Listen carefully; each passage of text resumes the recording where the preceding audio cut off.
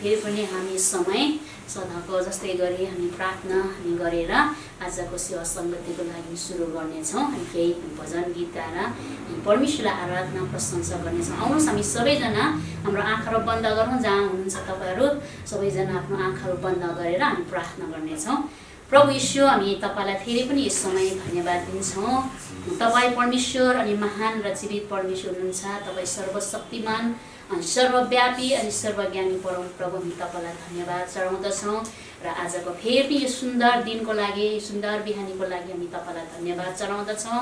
र आजको यो सुन्दर दिन तपाईँले दिनुभयो, तपाईँको प्रेम, तपाईँको अनुग्रहका आज फेरि पनि हामी यसरी प्रभु हाम्रो आफ्नो ठाउँमा रहे तापनि हामी प्रभु एउटै आत्मा भएर हामी तपाईँलाई आराधना प्रशंसा हामी गर्नेछौँ। तपाईँ हाम्रो माझमा उपस्थिति हुनुहोस्। हामी जहाँ जहाँ छौँ, जस्तो अवस्थामा छौँ, तपाईँ त्यही ठाउँमा हुनुहुन्छ र हरेकको हृदय जाँच्नुहुने परमेश्वर तपाईँ हुनुहुन्छ। हामी तपाईँलाई धन्यवाद दिन्छौँ। हाम्रो सबै अधर्म पापलाई क्षमा गर्नुहोस् प्रभु र हामीलाई शुद्ध पवित्र तुल्याउनुहोस्। र अहिले हामी केही भजन गीत गाउनेछौँ। हामी तपाईँलाई हामी उचाल्नेछौँ। हामी तपाईँको नाउँको प्रशंसा गर्नेछौँ। तपाईँ हाम्रो माझमा उपस्थिति हुनुहोस्। धन्यवाद तपाईँ येशूको नाउँमा, आमेन। हुन्छ, यो समय केही भजनहरू गाउनेछौँ। तपाईँले 551 नम्बरको भजन तपाईँले पठाउन सक्नुहुन्छ। र हामी चाहिँ पूर्वतिर जब फर्किएछु त्यहाँ मेरो यीशुलाई पाउँछु। जब तपाईँ हामीले ख्रीष्ट यीशुलाई प्रेम गर्छौँ भने जताततै उहाँलाई हामी पाउन सक्छौँ, उहाँलाई देख्न सक्छौँ। उहाँको आश्चर्य कामहरू हामी गरेको हामी देख्न सक्छौँ र साथै जताततै शैतान पनि हारेको हामी देख्दछौँ। हुन्छ, हामी यो भजनलाई गाउनेछौँ।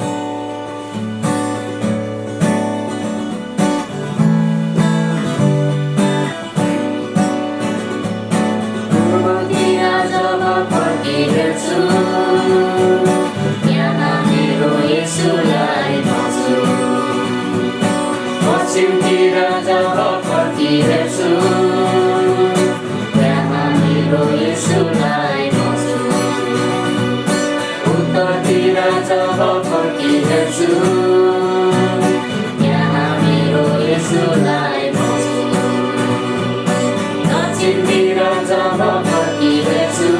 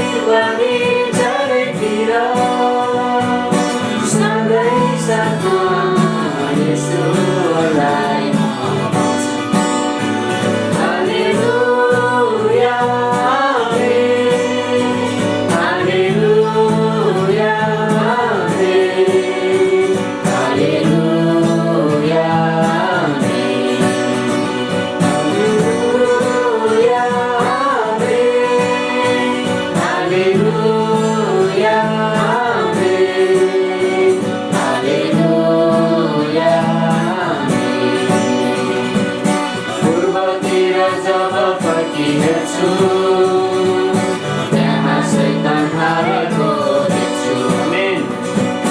पश्चिमतिर जब फर्किहेर्छु, त्यहाँ शैतान हारेको देख्छु। उत्तरतिर जब फर्किहेर्छु, त्यहाँ शैतान हारेको देख्छु। दक्षिणतिर जब फर्किहेर्छु,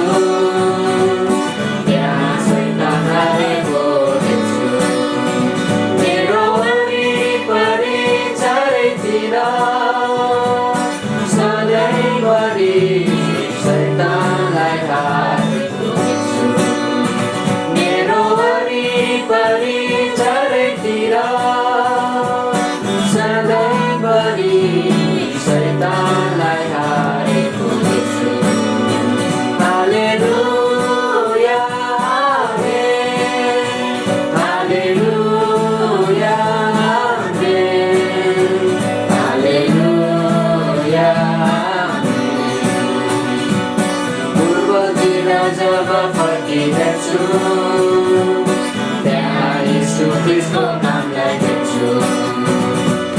पश्चिमतिर जब फर्किहेर्छु, त्यहाँ यीशु ख्रीष्टको नामलाई देख्छु।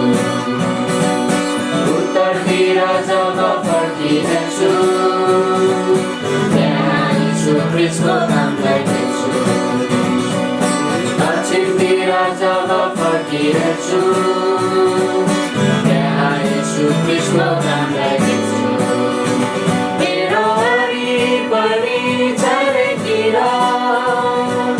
जताततै यीशुको कामलाई देख्छु मेरो वरिपरि चारैतिर जताततै यीशुको कामलाई देख्छु hallelujah amen hallelujah amen hallelujah amen hallelujah amen hallelujah amen hallelujah amen hallelujah प्रभुलाई धन्यवाद जताततै ख्रीष्ट यीशुको कामलाई हामी देख्न सक्छौँ र ख्रीष्ट यीशुलाई हामी प्रेम गर्छौँ जताततै उहाँलाई हामी पाउन सक्छौँ अनि त्यसै गरी हामी यस समय सबैजना तपाईँ आफ्नो आफ्नो ठाउँमा रहनुहोस्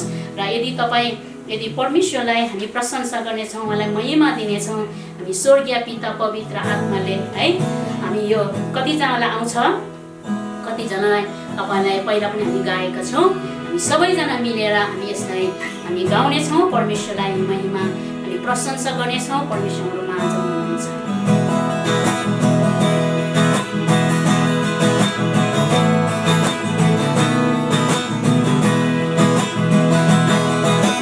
स्वर्गीय पिता पवित्र आत्माले सुखपार निजामु झरीले पहाड हिमाल चुचुरी स्वर्गीय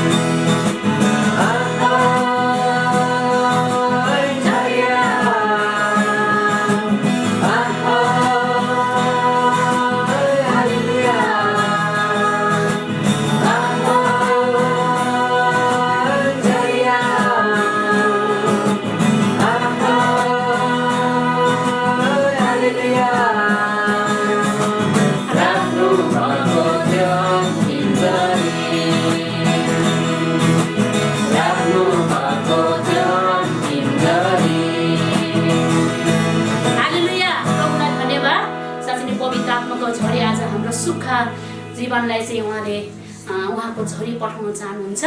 हामी यस समय हामी सबैजना हाम्रो आँखाहरू बन्द गरेर हामी यीशु यीशु मेरो जीवनको समय हामी यो कोरसलाई गाएर हामी परमेश्वरलाई हामी महिमा दिनेछौँ र हामी सबैजना एउटै मन भएर हामी यो कोरसलाई गाउनेछौँ। हामी 134 नम्बरको कोरस हामी यो गाएर हामी उहाँलाई हामी उचाल्नेछौँ। तपाईँहरू जहाँ हुनुहुन्छ तपाईँको आँखाहरू बन्द गर्न सक्नुहुन्छ, ताली बजाउन सक्नुहुन्छ। अनि तपाईँले जस्तो प्रकारले परमेश्वरलाई आराधना प्रशंसा गर्न चाहनुहुन्छ, उहाँलाई एउटा ग्रहणयोग्य आराधना प्रशंसा हामी सबैजना मिलेर गर्नेछौँ।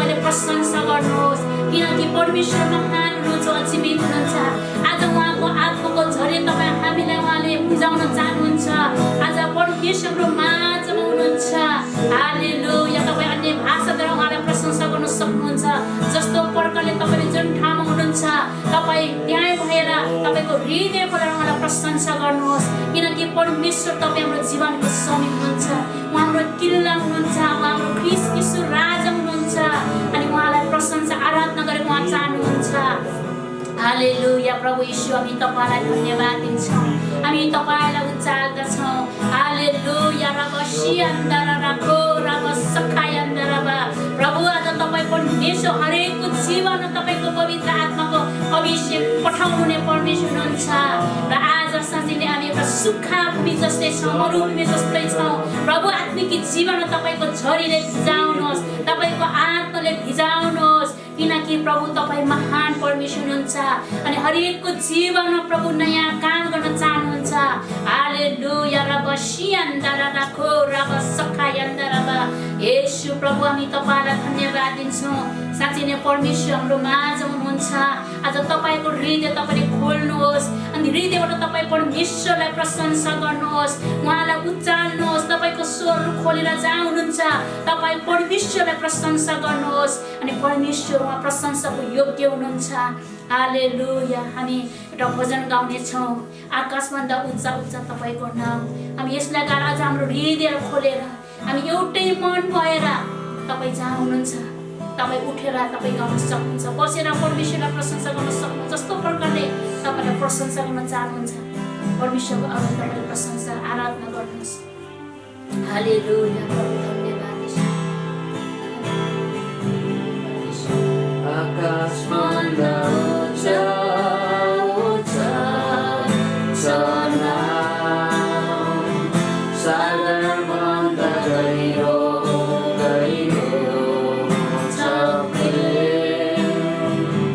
आसमानभन्दा विशाल विशाल अनुग्रह छ हाम्रो प्रभु येशूको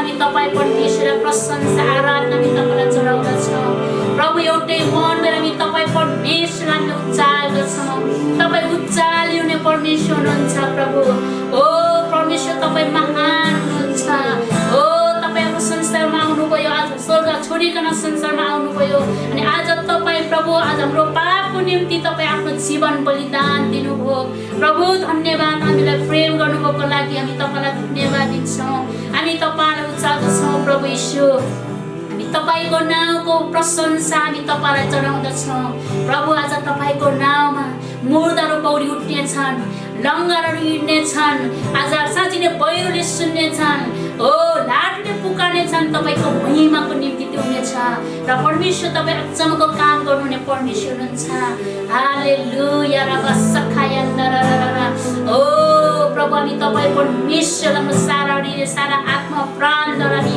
तपाईँलाई हामी उचाल्छौँ हामी तपाईँको नाउँको हामी प्रशंसा गर्छौँ परमेश्वर हालेलुया रबसियन्दररररर ओ रियन्दररर खाराबसियन्दररर परम प्रभु हामी तपाईँलाई धन्यवाद दिन्छौँ हामी तपाईँलाई उचाल्दछौँ तपाईँ कति महान परमेश्वर हुनुहुन्छ ओ प्रभु आज तपाईँ परमेश्वरलाई हामी धन्यवाद चढाउँदछौँ हामी धन्यवाद नदी हामी सक्दैनौँ प्रभु राजा परमेश्वर हामी शरीरमा एकसाथ भेला नभए तापनि हामी आत्मामा हामी एउटै मन भएर हामी तपाईँलाई हामी चाल्दैछौँ प्रभु तपाईँ परमेश्वर उचालिने परमेश्वर हुनुहुन्छ हालेलुया प्रभु यीशु धन्यवाद हामी फेरि क्रोसहरू गाएर हामी अझ परमेश्वरको नजिकतामा जानेछौँ तपाईँ प्रभु सब पृथ्वीका प्रभु हुनुहुन्छ अनि सारा देवहरूभन्दा पनि उहाँ महान परमेश्वर हुनुहुन्छ तपाईँहरू जहाँ हुनुहुन्छ तपाईँको हृदयको तपाईँको हात उचालेर तपाईँले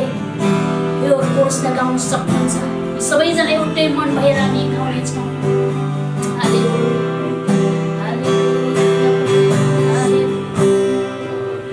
प्रभु सबैमाथि प्रभु हुनुहुन्छ सबै देवहरूभन्दा महान परमेश्वर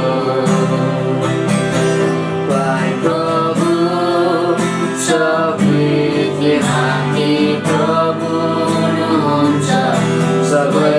देवहरूभन्दा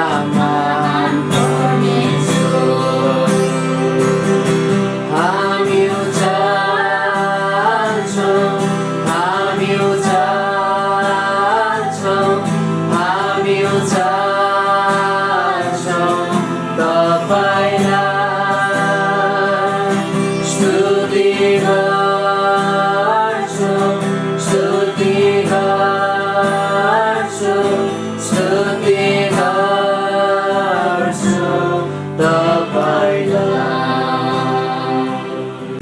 परमेश्वर तपाईँ सारा देवहरूभन्दा पनि अझ महान परमेश्वर हुनुहुन्छ तपाईँ प्रभु सब पृथ्वीका प्रभु हुनुहुन्छ राजाहरूका राजा प्रभुहरूका प्रभु तपाईँ हुनुहुन्छ हामी तपाईँलाई उचालेका छौँ हामी तपाईँलाई आराधना हामी प्रशंसा गरेका छौँ तपाईँ उचालिने परमेश्वर हुनुहुन्छ ओ प्रभु हामी तपाईँलाई धन्यवाद चढाउँदछौँ हालेलुया रबसखायन्दररर ओ रियन्दररर खोरबसखायन्दरर जस्तै परिस्थिति अवस्थामा प्रभु आज तपाईँ हामीलाई सहायता गर्नुहुने परमेश्वर प्रभु आज तपाईँले हामीलाई प्रेम गर्नुहुने परमेश्वर तपाईँ हुनुहुन्छ।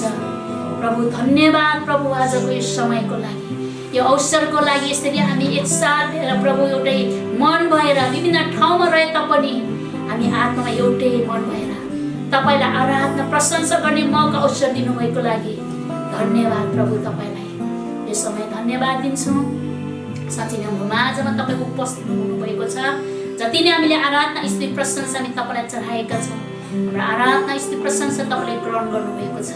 र बाँकी हामी वचनको भागमा जाँदछौँ, जुन वचन हाम्रो माझमा भाँच्नुहुँदछ तपाईँको छोराले। प्रभु तपाईँ भइकन तपाईँ बोल्नुहोस्।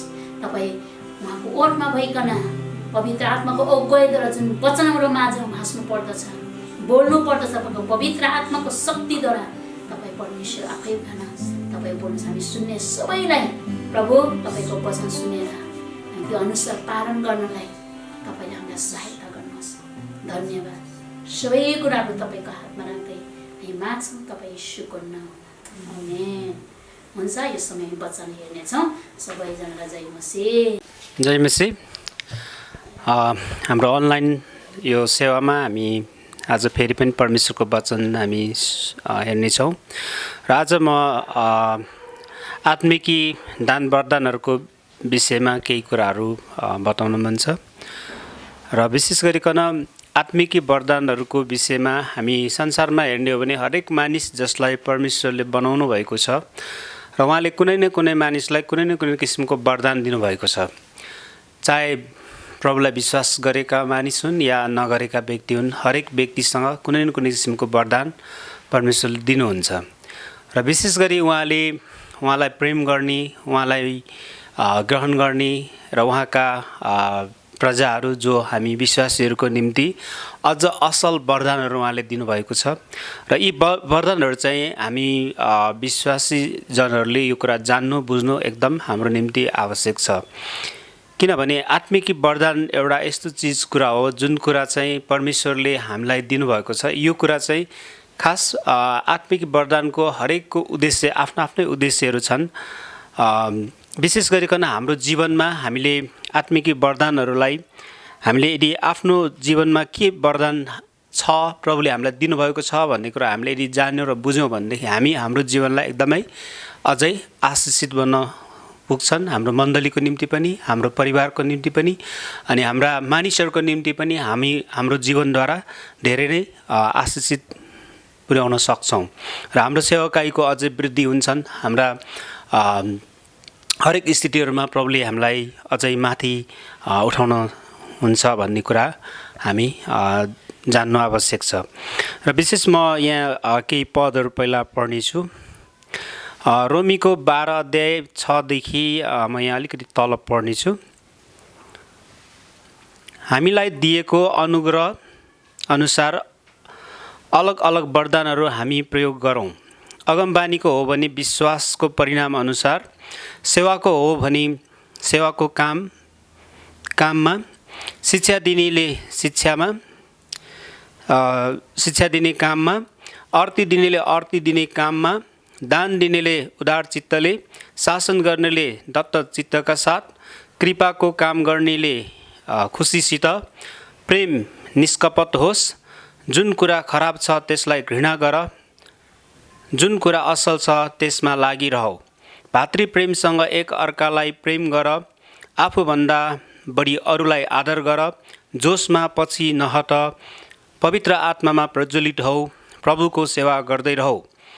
12 पदमा आफ्नो आशामा आनन्द गर, सङ्कष्टमा धैर्य धारण गर, प्रार्थनामा निरन्तर लागिरहौ, सन्तहरूको खाँचोमा सहायता देऊ, अतिथि सत्कार कायम राख, तिनीहरूलाई खेदो गर्नेहरूलाई आशीर्वाद देऊ, नसराप, आनन्द गर्नेहरूसँग आनन्द मनाऊ, रुनीहरूसँग रो, एक अर्कासँग मिलेर बस, अभिमानी नहो तर नम्रहरूसँग सङ्गत गर, कहिले अहङ्कारी नहो, कसैलाई खराबीको सट्टा खराबी नगर, जुन कुरा सबै मानिसहरूका दृष्टिमा आदरणीय छ त्यसमा ध्यान देऊ, हुन सक्छ भने सकेसम्म सबैसँग शान्तिमा बस। प्रिय हो, आफैले कहिले बदला नल्याऊ तर परमेश्वरको क्रोधमा क्रोधमा छोडिदेऊ, किनभने लेखिएको छ, बदला लिने काम मेरो हो, म नै बदला लिनेछु, परमप्रभु भन्नुहुन्छ। 20 पदमा, बरु तिम्रो शत्रु भगाउँछन् भने त्यसलाई खुवाऊ, त्यो तिर्खाउँछन् भने त्यसलाई पानी देऊ, त्यसो गर्नाले तिमीले त्यसको टाउकोमा आगोको भुङ्ग्रो थुपार्नेछौ। प्रिय दाजुभाइ दिदीबहिनीहरू, विशेष गरिकन यो पुरै यो खण्डहरूमा हामी आत्मिकी वरदानका उसको जीवनमा जुन व्यक्तिले आत्मिकी वरदान पाएका व्यक्तिले गर्नुपर्ने सबै कुराहरू यहाँनिर वर्णन गरिएको कुराहरू हामी देख्छौँ। अनि यसै गरी एफिसीको 4 अध्यायको 11 पद पनि हामी पढौँ। एफिसी 4को 11मा, अनि उहाँले वरदानहरू चाहिँ उहाँका वरदानहरू चाहिँ यिनै थिए कि कोही प्रेरितहरू, कोही अगमवक्ताहरू, कोही प्रचारकहरू, कोही मण्डलीका पास्टरहरू र कोही शिक्षकहरू बनुन्, कि ख्रिस्टको शरीर निर्माण होस् र सेवाको काम गर्न सन्त सुसज्जित हौन्, जबसम्म हामी सबैले विश्वासको र परमेश्वरको पुत्रको ज्ञानको एकता प्राप्त गर्दैनौँ र परिपक्व मानिस बनी ख्रिस्टमा पूर्णताको नापसम्म पुग्दैनौँ। अर्को पद पनि हामी एउटा हेरौँ। पहिलो पत्रुस 4 अध्यायको 7देखि हामी हेर्नेछौँ। पहिलो पत्रुस 4 अध्यायको 7देखि तल, सबै कुराको अन्त नजिकै आएको छ, यसकारण आफ्नो प्रार्थनाको निम्ति शुद्ध मनको र सचेत भइरहौ। सबैभन्दा बढी एक अर्काप्रति तिमीहरूको प्रेम अटुट रहोस्, किनकि प्रेमले नै असङ्ख्य पापहरू ढाक्दछ। बिना गनगन एउटाले अर्कोको अतिथि सत्कार गर, जसले जस्तो वरदान पाएको छ, परमेश्वरको अनुग्रहका विभिन्न वरदानहरू पाएकोमा भण्डारे झैँ ती एक अर्काको निम्ति प्रयोग गर। परमेश्वरको वचन पढाइमा प्रभुले आशिष बाँडिदिनु भएको होस्। र विशेष गरिकन हामीले यो 3 बाइबलका खण्डहरूबाट हामी वरदानको विषयमा परमेश्वरले दिनुभएको वरदानहरूलाई हामीले चलाउने विषयमा यहाँनिर वर्णन गरिएको कुराहरू हामी देख्छौँ। र म आज तपाईँहरूलाई के कुरामा उत्साह दिन मन छ भन्दाखेरि, परमेश्वरले जुन वरदान तपाईँ र हामीलाई दिनुभएको छ, यो चाहिँ हामीलाई प्रयोग गर्नको निम्ति हो। र वरदान जब हामीले प्रयोग गर्छौँ भनेदेखि यो चाहिँ एकदमै एउटा लाग्ने हतियार जस्तै हुनेछ। जुन वरदानलाई हामीले आफ्नो जीवनमा पहिचान गरेर त्यो वरदान बमोजिम हामीले यदि हाम्रो सेवा गर्छौँ भनेदेखि त्यो सेवा अझै प्रभावकारी बन्छन्। भनेदेखि जुन वरदान हामीसँग छ त्यो वरदान अनुरूप हामीले हाम्रो मण्डलीलाई सञ्चालन गर्न सक्यौँ भने र हाम्रो समाजमा हामी चाहिँ भिजिन सक्यौँ भनेदेखि आज समाजमा संसारमा परमेश्वरको वचन मानिसहरूलाई सजिलै हामीले सुनाउन सक्छौँ र उनीहरूले सजिलै विश्वास गर्न सक्नेछन् र परमेश्वरलाई उनीहरूले महिमा दिनेछन्। अनि यो कुरा गर्नको निम्ति विशेष गरिकन यो आत्मिक वरदानहरूलाई हामीले भाग लाउने हो भने यसलाई थुप्रै कुरामा हामीले विभाजित गर्न सक्छ। र पहिलो कुरा चाहिँ हामीले यहाँनिर हामी के देख्छौँ भन्दाखेरि, यो वरदानहरू जति पनि प्रभुले दिनुभएको छ, यी कुराहरू चाहिँ खास वास्तवमा भन्ने हो भने यो सेवाको निम्ति हो है। हामी कतिजना मान्छेहरूले जब परमेश्वरको वरदानलाई चाहिँ नि इच्छा गर्छन् होइन, आशा राख्छन्, यो गलत उद्देश्यको निम्ति उनीहरूले योजना गर्छन् भनेदेखि कतिचोटि वरदान पाउँदैनन् पनि। तर यदि हामीले हाम्रो जीवनमा प्रभुको सेवाको निम्ति प्रभु तपाईँको त्यो वरदान पाएर म सेवा गर्न मन छ, मलाई यो वरदान दिनुहोस् भनेर यदि हामी प्रभुसँग माग्छौँ भनेदेखि प्रभुले भन्नुभएको छ होइन, तिमीहरूलाई मागेको भन्दा पनि अझ बढ्ता उहाँले हामीलाई दिन्छु भनेर प्रतिज्ञा गर्नुभएको छ। यसकारणले गर्दाखेरि यो पहिलो खण्डमा हामीले यी आत्मिकी वरदानहरूलाई एउटा अगुवापनको रूपमा होइन, एउटा सेवाको लागि परमेश्वरले राख्नुभएको कुराहरू हामी देख्छौँ। जस्तो अगुवापन भन्नाले चाहिँ नि जुन व्यक्ति प्रायः जस्तो प्रभु मण्डलीको सेवामा संलग्न हुन चाहन्छन् अथवा कुनै न कुनै प्रकारले सुसमाचार सुनाउने कार्यमा होस् अथवा मण्डली भित्र मात्र नभएर मण्डलीदेखि बाहिर हामी कुनै पनि ठाउँमा हाम्रो काम गर्ने क्षेत्र हरेक ठाउँमा जब हामीले परमेश्वरको एउटा सेवा गर्ने एउटा प्रभुलाई चिनाउने कुरामा प्रभुको गवाई दिने कुरामा जब हामीले चाहिँ नि आफैलाई मानिसहरूको सामु यदि प्रकट गर्ने हो भनेदेखि त्यो बेला हामीलाई आत्मिक वरदानहरूको एकदमै खाँचो हुन्छ र हामीसँग भएको वरदानको कुरालाई हामीले जब प्रयोग गर्छौँ भनेदेखि हाम्रो दैनिक जीवनमा यसले एकदमै आशिष लिएर आउँछन् भन्ने कुराहरू हामीले बुझ्नुपर्छ र हरेक आत्मिक वरदानमा हामी यसको उद्देश्यहरू भनेको चाहिँ यसमा तपाईँ र हाम्रो निम्ति परमेश्वरले दिनुभएको जुन उद्देश्य र योजनाहरू छ त्यसलाई चाहिँ हामीले बुझेर प्रयोग गर्छौँ भनेदेखि यो कुरा हाम्रो निम्ति अनि अरू मान्छेको निम्ति आशिष हुनेछ। जस्तो अगुवापन एउटा ख्रिस्टको शरीरलाई हैन एउटा परमेश्वरको जुन मण्डलीलाई चाहिँ नि अझै राम्रो असल बनाउनको निम्ति अनि मानिसहरूलाई चाहिँ निर्देशन दिनको निम्ति अगुवाई गर्नको निम्ति उनीहरूलाई कसरी सहायता गर्नुपर्छ भन्ने कुराहरूमा चाहिँ अझै बलियो बनाउनको निम्ति यो कुरा दिइएको हुन्छ। जसरी हाम्रो मण्डलीमा हामी पास्टरहरू भन्छौँ हैन डिकनहरू भन्छौँ एल्डरहरू भनेर भन्छौँ अनि उहाँहरूको मण्डलीभित्र चाहिँ एउटा ठुलो स्थान छ अनि जुन स्थान चाहिँ के हो त भन्दाखेरि मण्डलीलाई अझै बलियो बनाउने विश्वासीहरूलाई अझै सिकाउने अझै उनीहरूलाई सचेत गराउने कुराहरूमा उनीहरूलाई चाहिँ नि यसो गर्नुपर्छ उसो गर्नुपर्छ भनेर निर्देशन दिने कुराहरूमा उनीहरूलाई चाहिँ नि कसरी चाहिँ नि उनीहरूको घर परिवारदेखि लिएर उनीहरूको हरेक रहनसहनमा उनीहरूलाई चाहिँ नि सही ठाउँमा दोहोऱ्याउनुको निम्ति एउटा अगुवाई गर्नको निम्ति चाहिँ नि यो एकदमै आवश्यक छ। यस कारणले गर्दाखेरि आज कतिजना तपाईँहरू जसलाई प्रभुको सेवाको बोलावट तपाईँले पाउनुभएको छ भने तपाईँभित्र भएको त्यो वरदानलाई तपाईँले पहिचान गरेर हैन तपाईँले चाहिँ मण्डलीभित्र अथवा कुनै पनि ठाउँमा तपाईँले एउटा सेवाको निम्ति तपाईँले सहभागिता जनाउन सक्नुहुन्छ। र दोस्रो उद्देश्य भनेको चाहिँ यसको प्रशासनिक क्षेत्रहरू है र जुन प्रशासनिक क्षेत्र भन्नाले चाहिँ नि हामीले एकदमै यो एउटा यो हाम्रो मण्डलीभित्र मात्रै होइन यो खास यो बाहिर संसार मण्डलीदेखि बाहिर सांसारिक रूपमा पनि हामी हेर्ने हो भनेदेखि त्यहाँनिर प्रशासनको कुराहरू त्यहाँनिर छ र प्रशासनले चाहिँ जहिले पनि हरेक कामहरूलाई चाहिँ नि बाँडफाँड गर्ने कुराहरू त्यसलाई चाहिँ नि कसरी छिटो कसरी सजिलो र कसरी मानिसहरूलाई व्यवस्थापन गर्ने भन्ने कुराहरू त्यहाँनिर नीति नियमका कुराहरू त्यहाँनिर बनाएका हुन्छन् र यी सबै कुराहरू गर्ने कुराहरूमा चाहिँ परमेश्वरद्वारा त्यो वरदान भएको व्यक्तिले त्यो सजिलै चलाएको हुन्छ र जुन व्यक्तिलाई एउटा प्रशासनिक वरदान पाएको हुन्छ त्यो व्यक्तिले सजिलै उसले मण्डलीलाई उसले दोहोऱ्याइरहेका हुन्छन् उसले चाहिँ नि मण्डलीलाई चाहिँ नि सही निर्देशन दिने कुराहरू गरिरहेका हुन्छन् र जब यदि प्रशासनिक वरदानमा यदि कोही मान्छे छैनन् भनेदेखि र त्यो व्यक्तिले कतिचोटि गर्न त खोजेको हुन्छन् तर ऊ आफूमा त दौडिरहेका हुन्छन् किनभने ऊभित्र एउटा प्रशासन एउटा मण्डलीभित्र एउटा शासन गर्ने र मण्डलीलाई कसरी चलाउनुपर्छ भन्ने कुराको त्यो वरदान नभएको कारणले गर्दा अथवा उसले चाहिँ त्यो वरदानलाई पहिचान गर्न नजानेको कारणले गर्दाखेरि त्यो उसलाई चाहिँ एकदमै गाह्रो भइरहेको हुन्छ।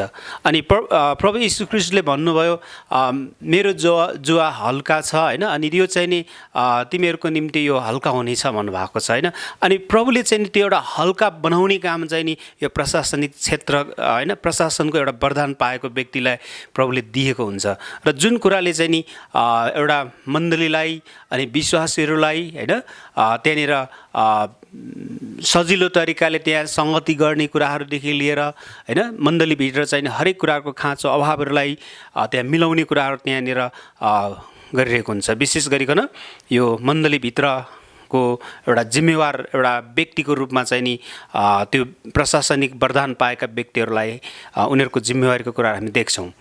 र तेस्रो चाहिँ शिक्षा दिने कुरामा है शिक्षा दिने वरदान पाएका मानिसले चाहिँ ख्रीष्टको शरीरलाई चाहिँ परिपक्वता बनाउने काम एकतामा दोहोऱ्याउने काम, वृद्धि गराउने काम, विश्वासीहरूलाई परमेश्वरको वचनको सैद्धान्तिक शिक्षामा, सत्यतामा निर्देशन दिने, सिकाउने, हुर्काउने काम गर्छ। र जब यदि कोही प्राय पास्टरहरूसँग त्यो एउटा शिक्षा दिने वरदान पनि हुनसक्छ, अनि कोही एउटा सायद कोही मण्डलीमा पास्टरको सेवाकाई नगरेकै भएको भए तापनि कोही व्यक्तिलाई प्रभुले त्यो शिक्षा दिनको निम्ति प्रयोग गरेको हुनसक्छ।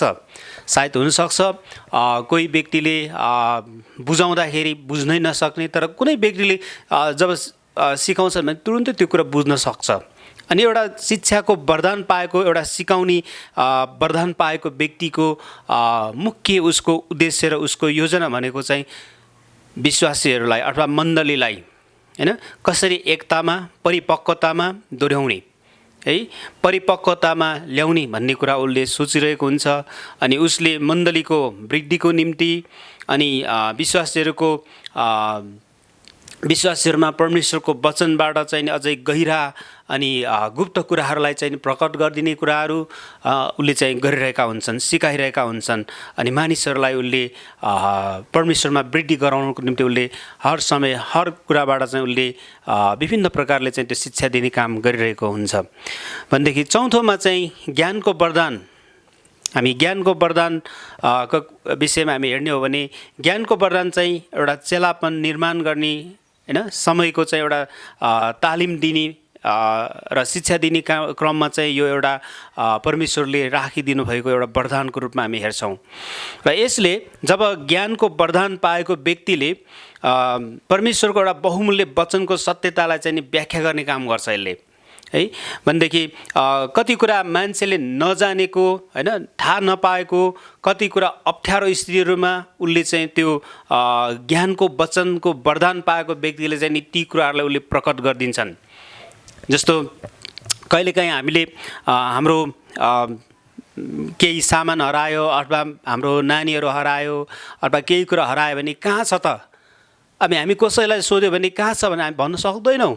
तर एउटा ज्ञानको वरदान पाएको व्यक्तिले जब परमेश्वरसँग प्रार्थना गर्छन् भने प्रभुले उसलाई देखाउँछन्, तिमी फलान ठाउँमा जानुपर्छ, फलान ठाउँमा जानुपर्छ, अनि तिमी गइसकेपछि त्यहाँ तिमीले भेटाउने छौ। अनि जब उसले त्यो कुरा बोलिसकेपछि त्यो ज्ञानको वचनको वरदान पाएको व्यक्तिले त्यो बोलेको कुरालाई जब हामी विश्वास गर्छौँ भनेदेखि अनि त्यहाँनिर हामी जान्छौँ भनेदेखि अनि त्यो व्यक्तिलाई हामी सजिलै भेटाउन सक्छ। त्यसकारण हरेक वरदान परमेश्वरले मण्डलीलाई सशक्त बनाउनलाई, सजिलो बनाउनलाई अनि हरेक परमेश्वरको एउटा महिमाको निम्ति यो कुराहरू राखिदिएको छ। र जब हामीले यो ज्ञानको वरदानलाई चाहिँ हामीले चाहिँ मानिसहरूको निम्ति एउटा अभाव र खाँचो भएका व्यक्तिहरूका निम्ति एउटा के गर्नुपर्छ, कसो गर्नुपर्छ भनेर चाहिँ एउटा अन्योलमा परेका व्यक्तिहरूका निम्ति हुनसक्छ यो ज्ञानको वरदान चाहिँ एकदमै प्रभावकारी हुन्छ। र यसले मानिसहरूलाई सजिलै परमेश्वरमाथि अझै विश्वास गर्नलाई, परमेश्वरमाथि भरोसा गर्नलाई यसले सहायता पुर्याइरहेको हुन्छ। भनेदेखि 5 नम्बरमा हामी बुद्धिको वरदान है। र बुद्धिको वरदान यो पनि ज्ञानको वरदान जस्तै काम गर्छन्, तर विशेष गरी बुद्धिको वरदान चाहिँ मण्डलीमा हैन पवित्र आत्माद्वारा चाहिँ यो काम गरिराख्नु भएको हामी देख्छौँ है। र पवित्र आत्मा जस्तो प्रभु येशूले भन्नुभयो, यदि तिमीहरूमध्ये कतिजनालाई ज्ञान बुद्धिको खती कमी छ भने नझर्किकन दिने परमेश्वरसँग मागोस् भन्छ नि हैन याकुबको पुस्तकमा। अनि हामीलाई चाहिँ नि त्यो बुद्धि ज्ञानको कुरा चाहिँ नि पवित्र आत्माद्वारा हामीभित्र उहाँले ल्याउन चाहनुहुन्छ। तर जुन कुरा चाहिँ हामी प्रभुसँग माग्ने एउटा व्यक्तिको रूपमा हामी हुनुपर्छ। र जब हामी बुद्धिको कुराहरूलाई हेर्ने हो भनेदेखि कति कुराहरू सायद हामीलाई त्यति थाहा छैन, तर एउटा बुद्धिमान व्यक्तिले जब बुद्धिको वरदान पाएको व्यक्तिले एउटा गाह्रो कामलाई सजिलै तरिकाले उसले गर्न सक्छ। किनभनेदेखि उसले परमेश्वरसँग त्यो ज्ञान माग्छन्, बुद्धि माग्छन्। एउटा स्थिति जब आउँछन् अनि त्यो स्थितिलाई चाहिँ कसरी समाधान गर्ने भनेर उसले प्रभुसँग माग्छन् र प्रभुले उनलाई सजिलै त्यो कुरालाई समाधान गर्ने बाटो देखाइदिनुहुन्छ। अनि यो एउटा एकदमै सरल तरिकाले काम गर्नको निम्ति, सरल तरिकाले चाहिँ हामीले हाम्रो मण्डलीभित्रको काम अथवा चाहिँ हामीले अन्य कुनै पनि कामहरूको निम्ति हामीले परमेश्वरसँग बुद्धिको कुराहरू माग्न सक्छ र बुद्धिद्वारा चाहिँ नि हाम्रो गाह्रोभन्दा गाह्रो कुरालाई पनि त्यहाँ सहज बनाउन सक्छ। अनि हरेक कुराहरूको त्यहाँनिर चाहिँ एउटा व्यवस्थापन गर्ने कुराहरूमा बनाउने कुराहरूमा यसले चाहिँ नि हामीलाई सहायता पुर्याइदिएको हुन्छ। भनेदेखि 6 नम्बरमा चाहिँ अगमबानीको वरदान छ है। र अगमबानीको वरदान चाहिँ परमेश्वरको वचनसँग एउटा साहससँग घोषणा गर्नु हो भन्ने कुरा चाहिँ हामीले बुझ्नुपर्छ होइन। जब अगमबानी बोल्ने व्यक्तिले चाहिँ यो एकदमै साहससँग यसलाई चाहिँ बोल्नुपर्छ। यो अगमबानी यदि पाएको व्यक्तिले यदि बोल्दिएन भनेदेखि त्यो उसलाई पाएको अगमबानीको अर्थ रहँदैन। म केही समय अगाडि एउटा मण्डलीमा थिएँ अनि त्यहाँनिर जब मलाई वचन प्रचारको निम्ति भनेर अगाडि बोलाउनु भएको थियो र ठ्याक्क त्यसको अगाडि चाहिँ एकजना अगमबानीको वरदान पाएको व्यक्ति चाहिँ नि ठुलो स्वरले चिच्चारेर कराएर अनि उसले चाहिँ त्यो मान्छेहरूको बारेमा त्यहाँ भइरहेको त्यो कति गतिविधिका कुराहरूमा चाहिँ उसले बोल्न थाल्यो। फलाना फलाना फलाना फलाना खालका मान्छेहरू चाहिँ नि अहिले पनि पश्चाताप गरेको छैन, तिमीहरू पश्चाताप गरेनौ भने तिमीहरू नरक जान्छ भने उसले एकदमै कडासँग त्यो के अरे बोल्न थाल्यो। अनि जब म प्रचार गर्नुभन्दा अगाडि जब त्यो अगमबानी मैले सुन्दाखेरि म आफै पनि तर्स्यो। यति कडासँग त्यो दाजुले चाहिँ बोल्दै हुनुहुन्थ्यो। अनि त्यो कुरा सुनिसकेपछि म त प्रभु यति चर्को किसिमले मान्छेलाई बोल्यो भने त सायद यो अहिलेको यो के भन्छ यो नेपालको कानुन अनुसार त यो त मान्छेलाई मान हानेको पनि जस्तो पनि देखिन्छ हो प्रभु। यो त कस्तो खालको अगमबानी आउँदैछ, म त भित्रभित्र एक किसिमको अप्ठ्यारो पनि फिल भयो। अनि जब मैले त्यो अगमबानी आइसकेपछि अनि त्यो दाजुले भनेको अगमबानीलाई मैले प्रभुसँग प्रार्थना गर्दै मैले जब मानिसहरूको विश्वासीहरूको सामु चाहिँ नि आज तपाईँहरू यस्तो बन्धनमा हुनुहुन्छन् भनेदेखि कृपा गरी हामी प्रभुको अगाडि आउँ र प्रभुले तपाईँहरूलाई आज छुटकारा दिन चाहनुहुन्छ भनेर हामीले प्रार्थनामा हामीले अगाडि बोलायौँ। अनि त्यहाँनिर झन्डै त्यो मण्डलीमा जति विश्वासीहरू थिए त्यसको 3 खण्डको 1 खण्ड चाहिँ अगाडि आए। किनभने त्यहाँनिर जुन किसिमको त्यो पापको कुराहरू जुन किसिमको परमेश्वरको अगाडि नहुनुपर्ने कुराहरू त्यहाँ भइरहेको कुराहरू थियो र परमेश्वरको त्यो अगमवक्ता जसले चाहिँ नि प्रभुको आवाज सुनेर उनले बोलिदिएको कारणले गर्दाखेरि ती व्यक्तिहरू एकदमै छुटकारा पाउन सफल भए। अनि जब उनीहरू सङ्गति सिद्धिसकेपछि पनि मसँग एकदमै लामो समयसम्म उनीहरूले कसरी त्यो छुटकारा हुन सक्छ भन्ने विषयमा उनले परामर्शको कुराहरू पनि हामीले गऱ्यौँ। र जब हामी अगमबानी बोल्ने व्यक्तिहरूलाई एउटा परमेश्वरको वचनबाट तपाईँ र हामीले चाहिँ जब कुनै व्यक्तिमा यदि त्यो अगमबानीको वरदान छ भने तपाईँले प्रभुलाई देखाएको कुरालाई तपाईँले प्रकट गरिदिनु पर्ने हुन्छ, तपाईँले बोलिदिनु पर्ने हुन्छ। र तपाईँलाई प्रभुले देखाएको कुरालाई तपाईँले बोलाउनु भएन भने कि तपाईँले बताउनु भएन भनेदेखि त्यो व्यक्तिले छुटकारा पाउँदैन। त्यहाँनिर परमेश्वरको एउटा आश्चर्यको काम पनि हुँदैन। यस कारणले गर्दाखेरि यो अगमबानी एउटा बोल्ने वरदान हो, यो एउटा लुकाउने कुरा होइन, यसले चाहिँ नि प्रकट गर्ने कुरा हो। र मानिसहरूको पाप देखाउने काम यसले गर्छन्, मानिसहरूभित्र भएको लुकेका कुराहरू पनि यसले प्रकट गरिदिन्छन्। र जुन कुराले चाहिँ नि हामी विश्वासीहरूलाई परमेश्वरको सामने एउटा शुद्ध पवित्र होइन एउटा धार्मिकताको जीवन जिउनको निम्ति यसले हामीलाई मद्दत पुर्याइरहेको हुन्छ।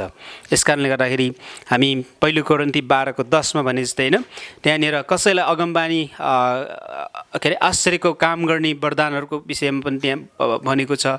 अनि त्यहाँ अगमबानी बोल्ने विषयमा होइन आत्मा छुट्याउने विषयमा पनि छ। त्यहाँ भिन्दै भाषाहरू बोल्ने वरदानहरूको विषयमा पनि त्यहाँनिर छन्। अनि भाषाको अर्थ खोलिदिने विषयहरूमा पनि त्यहाँनिर छन्। थुप्रै वरदानका कुराहरू हामी त्यहाँ देख्छौँ। 7 नम्बरमा हामी आत्मा छुट्याउने वरदानको विषयमा हामी अलिकति यहाँ हेर्नेछौँ है। र ख्रीष्टको शरीरमा मानिसहरूको नियत होइन पत्ता लगाउने काम परमेश्वरमा उनीहरूले चाहिँ नि गर्नुपर्ने कुरा र उनीहरूले के गर्न सक्छन् भन्ने कुराहरूलाई अगाडि नै त्यो पत्ता लगाउने काम चाहिँ यो आत्मा छुट्याउने वरदानद्वारा गरिएको हुन्छ। र कुनै व्यक्ति मण्डलीमा आउनुको उद्देश्य उसको के हो र उसले मण्डलीभित्र आएर उसले के गर्छन्, अनि ऊ साँच्चैकै विश्वासी हो कि अथवा चाहिँ नि नाम मात्रको विश्वासी हो कि होइन, अथवा चाहिँ त्यो एउटा भोलि गएर चाहिँ नि एउटा मण्डलीको निम्ति समस्या दिने व्यक्ति पो हो कि अथवा चाहिँ नि त्यो व्यक्तिको विषयमा चाहिँ अगाडि नै कोही आत्मा छुट्याउने वरदान भएको व्यक्तिले चाहिँ अगाडि नै त्यो कुरा जानकारी गराउँछन्। त्यस कारणले गर्दाखेरि हामीले परमेश्वरद्वारा जुन दिइएको हामीलाई दिइएको चाहिँ नि आत्मिकी वरदानहरूलाई हामीले पहिचान गरेर हाम्रो मण्डलीमा हामीले यसलाई प्रयोग गऱ्यौँ र यसलाई हामीले चलायौँ भनेदेखि यसले हाम्रो जीवनमा सचेत गर्ने काम, यसले हामीलाई चाहिँ बचाउने काम, हामीलाई चाहिँ निर्देशन दिने काम, हामीलाई सिकाउने काम, हामीलाई होसियार गर्ने काम यसले गरिरहेको हुन्छ। र मानिसहरू कस्तो प्रकारका मानिसहरू आज हामीसँग आइरहेका छन्, उसले कस्तो खालको कुराहरू लिएर आउँदैछ भन्ने कुराहरू अगाडि नै हामीलाई जानकारी गराउन सक्ने वरदान यो हुन्छ। र 8 नम्बरमा हामीले अर्तीको अथवा उत्साह दिने वरदानको विषयमा हामी हेर्न सक्छौँ होइन। र यो अर्ती दिने भनेको अनि यो उत्साह दिने भनेको चाहिँ मानिसको जीवनमा हरेक मानिसलाई उत्साह चाहिन्छ। उत्साह अनि अर्ती है, उत्साहले चाहिँ मानिसको जीवनलाई सफल बनाउँछ है। र जब कुनै मानिसको जीवन एउटा सफलताको शिखरमा पुग्छन् भनेदेखि उसको पछाडि थुप्रै व्यक्तिले उसलाई उत्साह दिएको हुन्छ। खास म यो प्राय यो विवाहको क्लासमा सिकाउने गर्छु। विशेष गरिकन यो उत्साह भन्ने जुन यो अङ्ग्रेजीमा इन्करेज भन्छ होइन, यो चाहिँ मानिसको जीवनमा कति महत्त्व छन् भन्ने विषयमा हामीले विचार गर्ने हो भनेदेखि यो एउटा मानिसको जीवन र मृत्युसँग यसले चाहिँ नि सम्बन्ध राख्छ। प्राय मानिसहरूको जीवनमा विशेष गरिकन एउटा उत्साह भन्ने शब्दले चाहिँ उसलाई सफलताको शिखरमा पुर्याउँछन् भनेदेखि जब कुनै मानिस निरुत्साहित हुन्छ, उसलाई चाहिँ उत्साह पाउँदैन र उत्साह नपाएको कारणले गर्दाखेरि एउटा व्यक्ति आत्महत्या गर्न पुग्छ। उसले आफ्नो जीवनको अर्थ उसले बिर्सिन्छ, उसको जीवनको चाहिँ नि जिउनुको उसले मतलब उसले अब यो संसारको निम्ति चाहिँ अब उसलाई आवश्यक जस्तो उसले ठान्दैनन् र ऊ आफैले मार्छन्। जस्तो 100 डिग्रीको यो के अरे तापक्रम पुगेपछि पानी उम्लिन्छ भनेदेखि होइन, अनि यही पानीलाई चाहिँ जब के अरे चिसिँदै -0 पुग्छ अनि त्यो जम्छ। अनि मानिसको जीवनमा उत्साहले चाहिँ नि उसलाई उचाल्छन्, उसलाई चाहिँ माथि पुग्छन्, ऊ सफलतामा पुर्याउँछन् भनेदेखि जब मानिस चाहिँ नि निरुत्साहित हुन्छन्, उसले आफ्नो जीवनमा कसैबाट आफन्तबाट अथवा कुनै विश्वासीबाट, पास्टरबाट, अगुवाबाट होइन, उसको छरछिमेकबाट, उसको साथीभाइबाट, उसको मित्रहरू कतैबाट पनि उसले जब उत्साह पाउँदैन, अझ उसको काममा उसको कुरालाई अझ खिसी उडाउने यस्तै खालका कति कुराहरूकोले गर्दाखेरि उसको जीवन निराशिएर अनि त्यो मान्छेको जीवन चाहिँ नि अझै गिर्दै त्यो तल पुग्छ। तल पुग्नु भनेको चाहिँ नि आत्महत्या गर्नु हो, त्यो के अरे उसको चाहिँ एउटा नष्टको बाटो रोज्नु हो।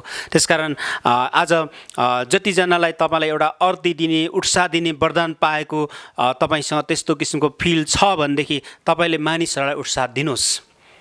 किनभनेदेखि हाम्रो जीवनको निम्ति मात्र होइन, हामी अरूको निम्ति यो महत्त्वपूर्ण छ। एउटा व्यक्ति तपाईँले सफल भएको तपाईँ देख्न चाहनुहुन्छ भनेदेखि तपाईँले उत्साह दिनुहोस्। उसले के गर्दैछन्, के सायद हुनसक्छ उसले कतिचोटि नराम्रै काम गरिरहेको हुनसक्छ, तर सिधै तपाईँले नराम्रो काम भन्दाखेरि उसले सायद उत्साह पाउँदैन होला, सायद रिसाउँछ होला, तर तपाईँले मिलाएर उसलाई भन्नुहोस् यो कुरा। आज हामीले एउटा व्यक्तिलाई एउटा सफलतामा होइन, एउटा सफल व्यक्तिको रूपमा यदि हामी देख्न चाहन्छौँ भनेदेखि होइन, त्यो सफलताको पछाडि चाहिँ नि उसले तपाईँको नाम लिनेछन्। किनभने तपाईँ एउटा अर्ती दिने व्यक्ति हो, तपाईँ एउटा उत्साह दिने व्यक्ति भएको कारणले गर्दाखेरि तपाईँको उत्साह र तपाईँको त्यो वचनको कारणले गर्दाखेरि त्यो व्यक्ति सफल हुनसक्छ।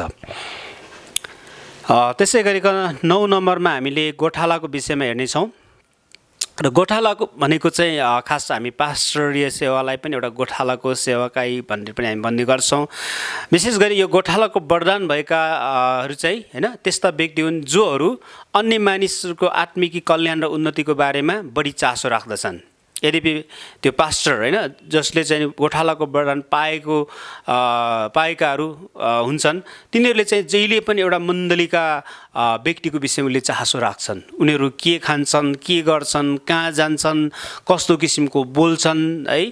विशेष गरी हाम्रो मण्डलीहरूमा प्राय हाम्रो जीवन जुन्दका अगुवाहरू हामी भन्छौँ, कति पास्टर लिडर्सहरू हामी भन्छौँ, उनीहरूले आफ्नो झुन्डका आफ्नो बगालका कति मान्छेहरूले जब गलत कुरा गर्छन् भनेदेखि त्यो व्यक्तिलाई सम्झाउने, बुझाउने, सिकाउने, त्यसलाई वास्ता गर्ने। बिमारी पर्दाखेरि म कतिचोटि हाम्रा पास्टरहरूलाई देख्छु, राति 11 बजे 12 बजे पनि उनीहरू आफ्नो विश्वासीलाई हस्पिटलमा लगिरहेका हुन्छन्, प्रार्थना गर्न गइरहेका हुन्छन्। कतै केही गाह्रो पर्यो भनेदेखि पनि उसलाई चाहिँ नि सबै कुराहरू त्यहाँनिर काम सहायता गर्नेदेखि लिएर उसको घरको सहायता गर्ने हरेक कुरामा उसले सघाइरहेका हुन्छन्। अनि यो एउटा चाहिँ नि गोठालाको काम चाहिँ जसरी एउटा गाईबस्तुलाई वास्ता गर्छन् होइन, अनि त्यो त्यस्तै प्रकारले एउटा विश्वासीको जीवनमा पनि एउटा वास्ता फिक्री गर्ने कुराहरू होइन, उनीहरूको निम्ति चाहिँ एउटा सहयोगी बन्ने काम चाहिँ गरिरहेका हुन्छन्।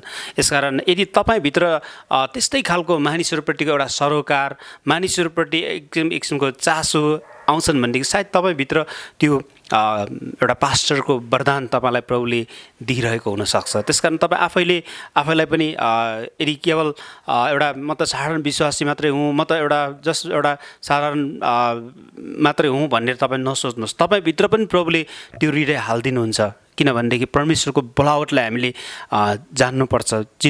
ओके, गोठालाको वरदान भन्नाले होइन, हामीले हाम्रो निम्ति वास्ता गर्ने, फिक्री गर्ने, आफ्नो निम्ति मात्र होइन अरूको निम्ति होइन, अरूको निम्ति चाहिँ जब त्यो एउटा के हो कसो हो एउटा सहायता गर्ने, सघाउने, उनीहरूको निम्ति चाहिँ सल्लाह दिने, उनीहरूको निम्ति एउटा मरिमेट्ने खालको एउटा हृदय हो है। र यदि तपाईँभित्र त्यस्तै खालको वरदान के अरे तपाईँभित्र मन आउँछन् भनेदेखि, त्यस्तो खालको विचार तपाईँसँग आउँछन् भनेदेखि तपाईँ पनि एउटा पास्टरको गोठाला पाएको व्यक्ति हुनुहुन्छ भनेर तपाईँले चिन्न सक्नुहुन्छ, तपाईँले आफैलाई जान्न सक्नुहुन्छ। र यस गरिकन हामी विश्वासको वरदानको विषयमा हेर्नेछौँ। र विश्वासको वरदान भएका मानिसहरू होइन, विशेष गरी उनीहरूको क्षमता, उनीहरूको ज्यादा गरिकन चाहिँ उनीहरूले परमेश्वरको वचनलाई होइन मानिसहरूको सामने उनले बताउँदाखेरि उनीहरूले चाहिँ पूर्ण रूपमा एउटा परमेश्वरमाथि भरोसा राख्न सक्ने बनाउन सक्छ। जब एउटा विश्वासको वरदान भएको व्यक्तिले जब कुनै मानिसलाई चाहिँ प्रभुको वचन सुनाउँछन् भनेदेखि उसले त्यो सुनाएको वचनद्वारा ती मानिसहरूले परमेश्वरमाथि भरोसा गर्न सक्छ। उसको कुरालाई मानिसहरूले विश्वास राख्छन्। र कतिजना मान्छेले भन्दाखेरि त्यही सुसमाचार, त्यही प्रभुको वचन हो, अझ राम्रो तरिकाले बताउँछ, तर त्यो विश्वासको वरदान नभएकोले हो कि के हो थाहा छैन, तर त्यो व्यक्तिको जीवनले भनेको कुरा उसले मान्छे बुझ्नै सक्दैन। उसले कतिचोटि त्यो कुरालाई थम्याउनु सक्दैन, होइन यो त होला र त्यत्तिकै भने होला जस्तो उसलाई त्यो विश्वास लाग्दैन। अनि जब विश्वासको वरदान भएको व्यक्ति होइन, जब उसले कोही मान्छेलाई जब परमेश्वरको वचन बताउँछन् भनेदेखि त्यो उसले बताएको कुरालाई उसले सहजै त्यो कुरालाई स्वीकार गर्छन्, परमेश्वरमाथि उसले भरोसा गर्न लगाउँछन्। अनि यो विश्वासको वरदान पाएको व्यक्तिले जहिले पनि मानिस केन्द्र होइन तर परमेश्वरलाई केन्द्र बनाएर उसले बोलिरहेका हुन्छन्। र आजभोलि मण्डलीभित्र अलिकति धेरै जस्तो मैले त फलानु मान्छेले भनेको कारण विश्वास गरेको हो र फलानु मान्छेकै कारण म विश्वासी भएँ भन्ने एउटा मानिसको भनाइ छ है। र वास्तवमा तपाईँ र हामीलाई चाहिँ त्यो सुसमाचारको त्यो भित्री रहस्यलाई बुझ्ने र विश्वास गर्ने त्यो वातावरण तयार गर्ने चाहिँ पवित्र आत्मा हुनुहुन्छ। र पवित्र आत्माद्वारा जब हामीले परमेश्वरको वचन सुन्छौँ भने त्यो वचनद्वारा चाहिँ हाम्रो हृदयलाई चाहिँ उहाँले कायलमा ल्याउनुहुन्छ, त्यसले चाहिँ हामीलाई स्वीकार गर्न लगाउँछन् र त्यसपछि हामीले परमेश्वरसँग हामीले उद्धार मुक्ति पाउने कुराहरू आउँछ। र यो विश्वासको वरदान भएका व्यक्तिको कारणले विश्वासको वरदान चलाउने व्यक्तिलाई चाहिँ हामीले ठुलो ठान्नु हुँदैन, किनभने उनी पनि परमेश्वरको एउटा सेवक मात्रै हुन्। परमेश्वरले दिएको त्यो वरदानलाई उसले तपाईँ र हाम्रो निम्ति प्रयोग गरेको मात्रै हुन् र उसले हामीलाई विश्वासमा ल्याएको कारणले परमेश्वरले दिने इनाम उसको निम्ति छ। तर हामी आफू पनि स्वयं परमेश्वरको भएको कारणले गर्दाखेरि हाम्रो केन्द्र चाहिँ मानिस होइन तर परमेश्वर हुनुपर्दछ। र विशेष हामीले यो विश्वासको वरदानलाई होइन हामीले यदि हामीभित्र चाहिँ त्यो वरदान यदि हामीले पायौँ भनेदेखि त्यो विश्वासको वरदानलाई हामीले चाहिँ नि लिएर हाम्रा कति आफन्तहरूलाई हामी प्रभुको वचन सुनाउन सक्छौँ होइन। र जुन वचनद्वारा चाहिँ उनीहरूको हृदय होइन टुरिनेछन्, उनीहरूभित्रको त्यो बन्धनहरू छुटकारा पाउनेछन्, उनीहरूले चाहिँ नि उद्धार मुक्ति पाउनेछन्। यसकारण हामीले हाम्रो विश्वासको वरदानलाई निभाउन नदेऊ है। र हाम्रो हरेक स्थितिहरू, हाम्रो परिस्थितिहरू विभिन्न किसिमको अवस्थामा पनि होइन एउटा विश्वासको वरदान भएको व्यक्तिले उनीहरूलाई प्रोत्साहन दिने कुराहरू, उत्साह दिने कुराहरू र उनीहरूको त्यो आपद विपदको समयमा उनीहरूलाई जुन त्यो खाँचो अभावको बेलामा उनीहरूलाई परमेश्वरमाथि भरोसा गर्न, परमेश्वरमाथि चाहिँ नि आशामा जगाउनलाई यसले ठुलो भूमिका निभाएको हुन्छ। र यसै गरी हामी 11 नम्बरमा प्रचारको वरदानको विषयमा पनि हेर्नेछौँ। र प्रचार भनेको चाहिँ यो चाहिँ परमेश्वरको वचनलाई मानिसहरूको सामने प्रचार गर्ने अथवा एउटा प्रभावकारी अनि उत्साहका साथ होइन क्रिस्टमा चाहिँ मानिसहरूलाई दोहोऱ्याउने कुरा यसलाई चाहिँ नि सम्बोधन गर्छ। विशेष गरिकन मानिसहरूलाई परमेश्वरमा लिएर आउने कुराहरू। जब हामी एउटा प्रचारको वरदान पाएका हुन्छौँ र त्यो व्यक्तिको प्रचारको वरदानमा चाहिँ मानिसहरू एउटा सङ्गतिमा आउँछन् र उनीहरू एकदमै उत्साहित हुन्छन्, उनीहरू एकदमै सङ्गठनात्मक रूपमा उनीहरू अझै बलियो आत्मिक रूपमा चाहिँ नि बलियो हुन्छन् र उनीहरू त्यो मण्डली चाहिँ नि अझै वृद्धि हुँदै जान्छन्, सङ्ख्यात्मक रूपमा पनि यो वृद्धि हुँदै जान्छन् अनि यो परमेश्वरको वचनमा पनि उनीहरू अझै वृद्धि हुँदै जान्छन्। किन भन्दाखेरि त्यो एउटा प्रचारको वरदानको प्रभाव भनेको चाहिँ एउटा यस्तो प्रचार हो जसले चाहिँ मण्डलीलाई अझै यसलाई बृहत रूपमा बढाउने कुरामा यसलाई परमेश्वरले प्रयोग गरिरहेको हुन्छ। हामी बाइबलमा हामी हेर्ने हो भनेदेखि पत्रुसले एकचोटि प्रचार गर्दाखेरि त्यहाँ 3000ले बप्तिस्मा लियो भन्छ, 5000ले बप्तिस्मा लियो भन्छन्। हेर्नुहोस् है।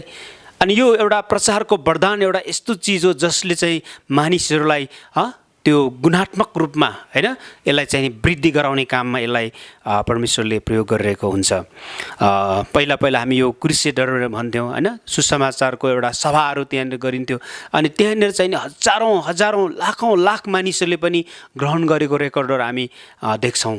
किन भन्दाखेरि यसले चाहिँ नि मानिसहरूलाई परमेश्वर कहाँ ल्याउने कुराहरू सजिलै यसले गरिरहेको हुन्छ। र 12 नम्बरमा हामी प्रेरितीय वरदानको विषयमा हामी हेर्छौँ है। र प्रेरित भनेको चाहिँ एउटा उनीहरूको विशेष काम भनेको चाहिँ एउटा मिसनरीको रूपमा उनीहरू जान्छन्। नम्बर 1 उनीहरू जान्छन् अनि गइसकेपछि उनीहरूले त्यो ठाउँमा सिकाउँछन्, सिकाइसकेपछि उनीहरूले मण्डली स्थापना गर्ने काम गर्छन्। यो प्रेरितको सेवकाई चाहिँ त्यो हो। उनीहरू त्यही ठाउँमा एकै ठाउँमा बसिराख्ने खालका मान्छे होइनन्। उनीहरू जान्छन्, त्यो ठाउँमा प्रचार पनि गर्छन्, सिकाउँछन् पनि, चङ्गाईको प्रार्थना पनि गर्छन्। उनीहरूले प्रायः जस्तो यो सबै कुराहरू गर्छन्। उसले सिकाउने कुरा पनि गरिरहेका हुन्छन् होइन, उसले प्रचार गर्ने कुरा पनि गरिरहेका हुन्छन्, उसले त्यहाँ वास्ता गर्ने कुरा पनि गरिरहेका हुन्छन्, उसले यो पास्टरको काम पनि गरेका हुन्छन्, शिक्षकको काम पनि गरेका हुन्छन्। प्रायः जस्तो सबै खालको कुराहरू उसले गरेको हुन्छ। अनि अन्तिममा एउटा मण्डली त्यहाँ स्थापना हुन्छ र त्यो मण्डलीलाई जब स्थापना भइसकेपछि त्यहाँ उसले अब पास्टरलाई निर्माण गर्नुपर्ने हो या कुनै अरू ठाउँबाट एउटा पास्टरलाई जिम्मा दिनुपर्ने हो। त्यो जिम्मा दिइसकेपछि उसको आफ्नो ठाउँलाई छोडेर ऊ फेरि अर्को ठाउँमा जान्छन् र त्यसरी नै उसको जीवन चलिरहेको छ। एउटा प्रेरितीय सेवाकाई त्यो हो जसले टाढा टाढासम्म होइन मान्छेले चाहिँ नि एउटा नचिताएको ठाउँमा हामी इतिहासमा हेर्ने हो भनेदेखि हाम्रो नेपालमा कति मिसनरीहरू भएर आए जसको कारणले गर्दाखेरि आज हामीले सजिलै प्रभुलाई विश्वास गर्ने मौका पाएका छौँ। हाम्रो मण्डली हाम्रो देशमा चाहिँ एउटा सजिलै मण्डली स्थापना भएको छ र आज पनि देशका कति ठाउँहरू छन् जहाँनिर चाहिँ नि त्यो सजिलै मण्डली स्थापना भएको हुने अवस्थाहरू छैन र त्यो ठाउँमा प्रेरितहरूको खाँचो छ। त्यहाँनिर चाहिँ एउटा मिसनरीको रूपमा त्यहाँ सेवा गर्न जानेहरू होइन, त्यसरी एउटा प्रेरितको वरदान भएका व्यक्तिहरूको एकदमै खाँचो छ। अनि हाम्रै गाउँघरमा हाम्रै नेपालमा पनि कति ठाउँमा अहिलेसम्म पनि सुसमाचार पुगेको अवस्थाहरू छैनन्। कति ठाउँमा एउटा दुईवटा विश्वासी छन् तर मण्डली छैनन्। म जब अस्ति गाउँतिर गएँ उनीहरू 1.5 घन्टा 2 घन्टा 3 घन्टा हिँडेर आउनुपर्छ भन्थ्यो त्यहाँ नजिकै चर्च छैनन्। अझै पनि हाम्रो यो प्रेरिटीय एउटा वरदान भएका व्यक्तिहरू हाम्रो माझमा खाँचो छ। र प्रेरिटीय वरदान पाएका व्यक्तिहरू जसले मण्डली स्थापना गर्ने, एउटा मिसनरीको रूपमा उनीहरू जाने र ती वरदानहरू जुन मैले अघि नै पनि भने होइन, सिकाउने कुराहरू, उनीहरूलाई मण्डली एउटा के अरे प्रभुको एउटा महान आज्ञा पुरा गर्नको निम्ति चाहिँ उनीहरूले जुन त्यो दर्शन उनीहरूले बोकेर हिँडेका हुन्छन् र तिनीहरूले सजिलै रूपमा त्यहाँ मण्डलीहरू स्थापना गर्ने काम गरिरहेका हुन्छन्। भने 13 नम्बरमा चाहिँ सेवाको वरदान। यो सेवाको वरदान पाएका व्यक्तिहरूले मण्डलीमा भएका होइन व्यवहारिक खाँचोहरू देख्न र ती खाँचोहरूलाई कसरी पुरा गर्ने भन्ने उनीहरू खुसी साथ उनीहरू चाहिँ एकदमै सहायता गर्न होइन हातेमालो गर्नलाई उनीहरू अग्रसर हुन्छन्। र यस प्रकारका मानिसहरू चाहिँ नि पर्दा पछाडि बसेर काम गर्न प्राय रुचाउँछन्। उनीहरूले नाम खोज्दैनन्। यो सेवा गर्ने मानिसहरू, विशेष सेवाको वरदान पाएका व्यक्तिहरूले आफ्नो इज्जत, आफ्नो एउटा मुख देखाएर मैले गरेँ भनेर त्यो एउटा जस पाउने खालका मान्छेहरू होइनन्। विशेष यदि तपाईँ एउटा सेवा गर्ने एउटा हृदय छन् भने होइन, प्रभु येशूले भन्नुभयो मानिसको छोरा सेवा लिन होइन सेवा दिन आए होइन। र उसले चाहिँ आफूलाई एउटा सेवकको रूपमा होइन पर्दा पछाडि मान्छेले सायद नदेख्ला तर पनि उनी सेवा गर्न तयार भइरहेका हुन्छन्। र उसले आफूलाई आफ्नो नाम नआएको कारण, उसको पद नपाएको कारण, उसलाई चाहिँ नि अरू सबैले वाह वाह नभनेको कारण उसले कहिले पनि मन दुखाउँदैनन्। उनी एउटा सेवाको वरदान भएको व्यक्ति हुन् जसले चाहिँ नि दिनरात होइन परमेश्वरको मानिसहरूको खाँचोलाई उसले पुरा गर्ने काम होइन कसरी हुन्छ त्यो के अरे अप्ठ्यारोमा परेकालाई चाहिँ उसले सहयोग गर्ने भन्ने कुराहरूले सोचिरहेका हुन्छन्, विचार गरिरहेका हुन्छन्। र आज हाम्रो मण्डलीहरूमा यो सेवाका वरदान भएका व्यक्तिहरू हामीलाई एकदमै खाँचो छ। किनभने हाम्रा कति मानिसहरू छन् जो खाँचोमा जिरहेका छन् उनीहरूलाई सेवा पुर्याउनको निम्ति, उनीहरूलाई सहायता गर्नको निम्ति। अनि यदि तपाईँभित्र एउटा त्यो दयाको होइन एउटा सेवा गर्ने एउटा त्यो भित्रको एउटा मन आउँछन् भनेदेखि तपाईँले एउटा सेवाको वरदान तपाईँभित्र परमेश्वरले राख्नुभएको छ भन्ने कुरा तपाईँले मानिलिनुहोस् र तपाईँले यो वरदानलाई तपाईँले प्रयोग गर्नुहोस्। जब तपाईँले कोही मानिसको दुःख देख्नुहुन्छ र त्यो दुःख कष्टको कुरामा तपाईँले चाहिँ उसको निम्ति एउटा सहभागिता जनाउनको निम्ति तपाईँले केही न केही तपाईँले पहल गर्नको निम्ति तपाईँलाई प्रेरणा मिल्छन् भनेदेखि त्यो कुरा गर्नुहोस्। र जुन कुराले चाहिँ तपाईँलाई परमेश्वरको राज्यमा चाहिँ एउटा ठुलो इनाम प्रभुले दिनुहुनेछ। त्यसै गरी 14 नम्बरमा हामी कृपाको वरदान है एउटा दयाको देखाउने विषयमा छ है। अनि दया देखाउने चाहिँ नि सधैँ एउटा प्रसन्न हुने चरित्र भएको मानिस चाहिँ होइन कृपाको वरदान पाएको मानिस हो है। एउटा दया देखाउने व्यक्ति चाहिँ नि जहिले पनि एउटा उदारताको साथ उसले चाहिँ मानिसहरूलाई सहयोग गर्छु भनेर चाहिँ उसले जब आफैलाई प्रस्तुत गर्छन् भनेदेखि त्यो व्यक्ति चाहिँ एउटा कृपाको वरदान भएको व्यक्ति हो। र प्राय जसो मानिसहरूले जब स्थितिलाई देख्छन् अनि कोही मान्छेले चाहिँ त्यो स्थितिले हेरेपछि उसको मनमा अनेकौँ कुराहरू आउँछ। कोही मान्छे रोइरहेको देख्छ, ल यो मान्छे नाटक गर्दैछ भन्छ, एकजनाले नाटक गरिरहेछ भन्छन्। अनि एउटा दयाको हृदय भएको व्यक्तिले चाहिँ के भन्छ त भन्दाखेरि बिचरालाई के परेको होला, के पीर पर्यो र सायद उसको के कुरा गुम्यो कि केही कुरा अप्ठ्यारो पर्यो कि, अनि ऊ चाहिँ उसको निम्ति त्यो सहयोगी बन्न होइन उसको त्यो अवस्थालाई पहिला उसले बुझ्न जान्छन्। अनि बुझिसकेपछि त्यो व्यक्तिको स्थितिलाई बुझिसकेपछि अब उसको निम्ति उसले अब के गर्नुपर्ने हो होइन, सल्लाह दिनुपर्ने हो या पैसा दिनुपर्ने हो या उसलाई उत्साह दिनुपर्ने हो अथवा उसलाई कुनै कुरामा अझै केही काममा सहायता गर्नुपर्ने कुरा हो। र त्यसलाई जुन कुराले चाहिँ उसलाई सहयोग मिल्छ, सहायता मिल्छ, सान्त्वना मिल्छ त्यो कुरालाई चाहिँ उसले गरिरहेको हुन्छ। र यो कृपाको वरदान यदि तपाईँसँग छ भने त्यो कुरालाई पनि प्रयोग गर्नुहोस् र यसले हाम्रो मण्डलीभित्र भएका चोटहरूलाई निको पार्ने काम गरिरहेको हुन्छ। मण्डलीभित्र भएका धेरै मानिसहरूको आँसु होइन पुछिरहेको हुन्छ र तपाईँले त्यो कृपाको सेवा होइन त्यो एउटा दयाको सेवा गरेको कारणले गर्दाखेरि एउटा मृत्यु शैलीमा पुगेको मान्छे फेरि पनि जीवनमा फर्किन सक्छ। किनभने परमेश्वरले त्यो दयाको वरदान, एउटा कृपाको वरदान चाहिँ नि उहाँले मण्डलीलाई दिनुहुन्छ, तपाईँ र हामीलाई दिनुहुन्छ। र जुन कृपाको त्यो वरदानलाई चाहिँ हामीले प्रयोग गरेर हाम्रो मण्डलीलाई होइन त्यो जुन हाम्रो विश्वासीहरूको हाम्रा कति मानिसहरू छन्, कतिचोटि हामी चर्चभित्र मात्रै यो कुरालाई सीमित गराउँदैनौँ, यो बाहिर पनि हामी होइन अझै यो मिसन अफ मर्सी भनेर सञ्चालन गरेको छ, कति ठाउँमा दयाको सेवाकाई भनेर चलाएको छ, कति ठाउँमा चाहिँ यो सामरिटन पर्स भनेर चलाइरहेको छ, कति ठाउँमा चाहिँ एउटा असल छिमेकी भनेर चाहिँ नि यसरी सेवा गर्ने अवसर पाएका छन्। जुन व्यक्तिहरूले चाहिँ एउटा दयाको सेवाकाई गर्छन्, कति एउटा अप्ठ्यारो र गाह्रो स्थितिमा परेका व्यक्तिहरूलाई होइन उपचार गर्ने कुराहरू, सहयोग गर्ने कुराहरू, सहायता गर्ने कुराहरू, घर बनाइदिने कुराहरू, यस्तै विभिन्न खालका सेवाहरू पुर्याइरहेको कुराहरू हामी देख्छौँ।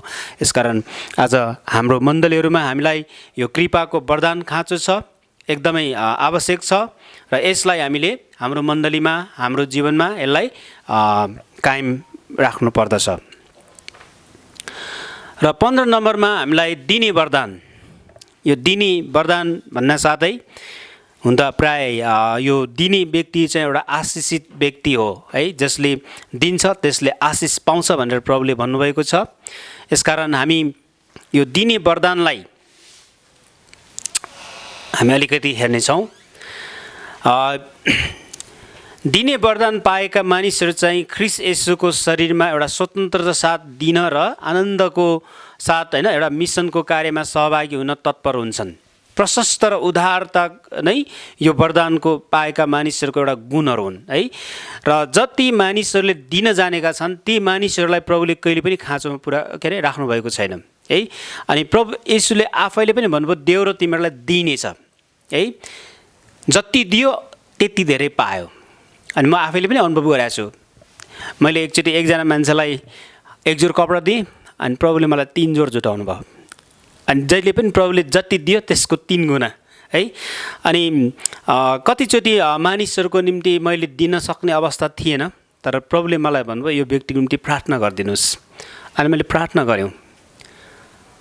अनि म तपाईँहरूलाई एकदम उत्साह दिन मन छ, यदि तपाईँ केही दिन सक्दैन भने पनि तपाईँ प्रार्थना गर्नुहोस्।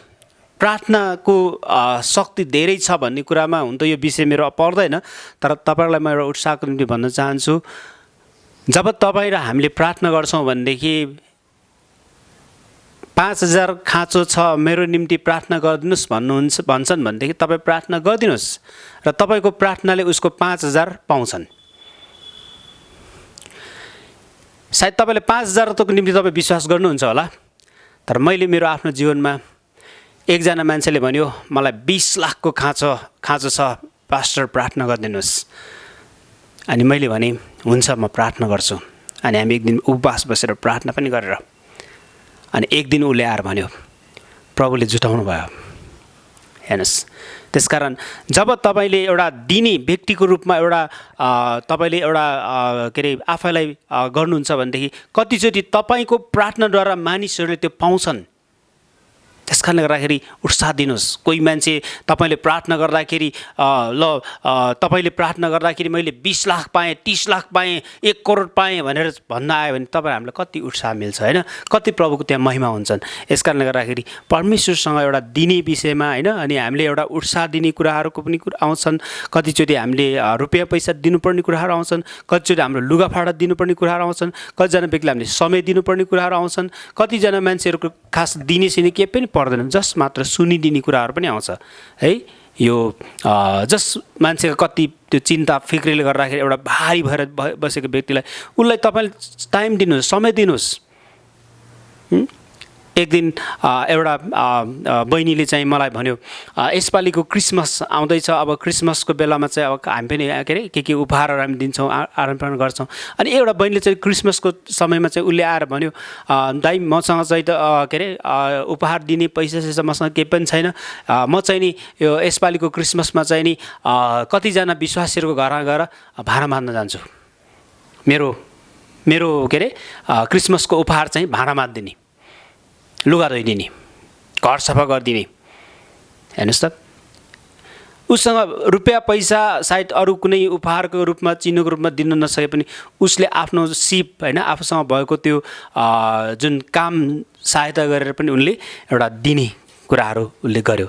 किनभने क्रिसमस एउटा दिने चाड हो। प्रभु ईश्वरले हामीलाई आफ्नो पुत्र दिनुभयो र हामी पनि हाम्रो हृदयबाट केही कुरा हामी अरूलाई दिन मन छ होइन। अनि उसको त्यही मन लिएर उसले त्यो सहायता गरिन्। यसकारण दिने विषयमा हामीले धेरै कुराहरू हामी हेर्न सक्छौँ, तर हामी त्यति धेरै समय नभएको कारण हामी त्यति हेर्दैनौँ। अहिले अन्तिम म एउटा भनेर म अन्त गर्छु, अतिथि सत्कार गर्ने कुराहरू है। र अतिथि सत्कार भनेको पाहुनाहरूलाई होइन, हाम्रा पाहुनाहरूलाई, हाम्रा मित्रहरूलाई हामीले उनीहरूलाई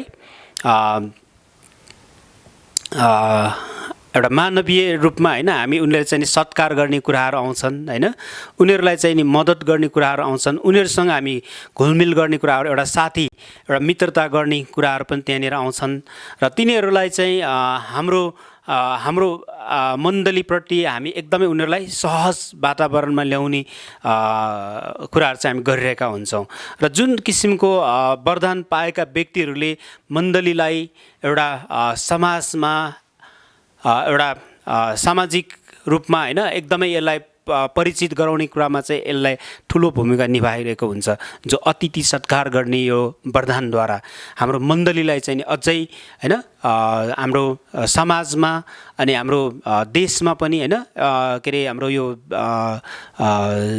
सरकारभित्र पनि होइन एउटा मण्डलीको चाहिँ एउटा परिचय गराउने काम, परिचित गराउने काम, एउटा विभिन्न किसिमको एउटा सत्कारको कुराले गर्दाखेरि उनीहरूलाई चाहिँ नि हामी मण्डलीमा चाहिँ परमेश्वरको महिमा मण्डलीभित्र मात्र सीमित नरहेर हामी समाजप्रति पनि एउटा प्रभावकारी तरिकाले यो अगाडि बढिरहेको हुन्छ। म धेरै लामो कुराहरू मैले भने झन्डै 16वटा वरदानहरूको विषयमा मैले अलिकति यहाँ तपाईँहरूलाई बताएँ। र विशेष म तपाईँहरूलाई यो भन्न मन छ कि हामी हाम्रो जीवनमा हाम्रो मनभित्र हाम्रो हृदयभित्र प्रभुले कस्तो खालको प्रभुले हामीलाई वरदान दिनुभएको छ होइन, यो कुरालाई चाहिँ हामीले जान्नुपर्छ, बुझ्नुपर्छ। र कतिचोटि हामीसँग भएको वरदानलाई हामीले सही तरिकाले प्रयोग गरेका छौँ भनेदेखि त्यो वरदानद्वारा चाहिँ हाम्रो जीवनमा अझै त्यो प्रभावकारी हुन्छ। र यो वरदानद्वारा चाहिँ हामीले अझै धेरै मानिसहरूलाई सेवा गर्न सक्छौँ। अनि हाम्रो वरदान चाहिँ नि त्यतिकै खेर पठाउनु हुँदैन, किनभने परमेश्वरले जुन कुरा हाम्रो निम्ति दिएको छ त्यो कुरालाई अझै हामी त्यो बढाउँदै लानुपर्ने कुरा छ, त्यसलाई घटाउने होइन। त्यसकारण आउनुहोस् हामी प्रार्थना गरौँ होइन। तपाईँको जीवनमा यदि आजसम्म तपाईँको वरदान के हो कसो त्यति थाहा छैन भनेदेखि तपाईँले आफ्नो पास्टर अगुवाहरूलाई त्यहाँ तपाईँको जीवन जुन अगुवाहरूलाई तपाईँको जो तपाईँको लिडर छ उहाँहरूसँग सोध्नुहोस् होइन, मलाई कस्तो खालको वरदान प्रभुले दिएको जस्तो छ, तपाईँले विचार गर्नुहोस्, याद गर्नुहोस्। वरदान अनि यो त्यो खुबी अलिक फरक हो है। खुबी हरेक मानिसलाई परमेश्वरले दिनुहुन्छ, उसको सायद क्रिस्चियन भन्दा पनि विश्वासी भन्दा पनि अझ चलाक धेरै अझ जान्ने बुझ्ने मान्छे पनि होला, विद्वानहरू होला होइन। तर आत्मिकी वरदानहरू जुन कुरा चाहिँ नि जो कोही सबैले पाउँदैनन्, यो कुरा चाहिँ परमेश्वरले आज विश्वास गर्ने व्यक्तिहरूलाई मात्र दिन चाहनुहुन्छ र हाम्रो निम्ति मात्र प्रभुले त्यो उपलब्ध गराउनु भएको छ। यसकारणले गर्दाखेरि त्यो वरदानको निम्ति हामीले होइन पौलले भन्छ अझै उत्कृष्ट के अरे चाहना राख्नुहोस्, इच्छा राख्नुहोस् त्यो वरदान पाउनुको निम्ति। एकदम प्रभु मलाई यो वरदान चाहिन्छ भनेर तपाईँ माग्नुहोस् अनि प्रभुले तपाईँलाई दिनुहुनेछ। आउनुहोस् हामी प्रार्थना गरौँ। परमेश्वर पिता, आजको दिन हामी तपाईँलाई धन्यवाद दिन्छौँ। विशेष गरी प्रभु आज हामीले आत्मिकी वरदानहरूको विषयमा हामीले केही कुराहरू हामी यहाँ हेऱ्यौँ प्रभु। तर तपाईँले यो वरदानहरूद्वारा तपाईँले मण्डली बनाउन चाहनुहुन्छ, हाम्रो समाज बनाउन चाहनुहुन्छ, हाम्रो देश बनाउन चाहनुहुन्छ र हाम्रा कति मानिसहरू जसको खाँचोमा परेका, अभावमा परेका अनि विभिन्न किसिमको अन्योलतामा परेकाहरूलाई सही दिशामा सही जग्गामा ल्याउनको निम्ति र मण्डलीलाई तपाईँले अझै बृहत रूपमा बढाउनको निम्ति तपाईँले यसलाई प्रयोग गर्न हुन्छ प्रभु। र आज हाम्रो दाजुभाइ दिदी बहिनीहरू अनि प्रभु हाम्रो मण्डलीमा थुप्रै यस्ता वरदान भएका मानिसहरू ल्याउनुपर्छ र हाम्रा मानिसहरू प्रभु कोही प्रेरितको रूपमा, कोही शिक्षकको रूपमा, कोही प्रचारकको रूपमा, कोही सेवा गर्ने वरदानहरू लिएर प्रभु विभिन्न ठाउँमा पुग्नुपर्छन् र प्रभु तपाईँको महिमा गर्नुपर्छन्। हे परमेश्वर पिता, आज हाम्रो मण्डली र हामी प्रत्येकलाई तपाईँको वरदानद्वारा सुसज्जित गर्नुहोस् र तपाईँको मण्डलीलाई अझै बलियो बनाउनुहोस्। येशू प्रभुको नाममा आमेन। जय मसीह।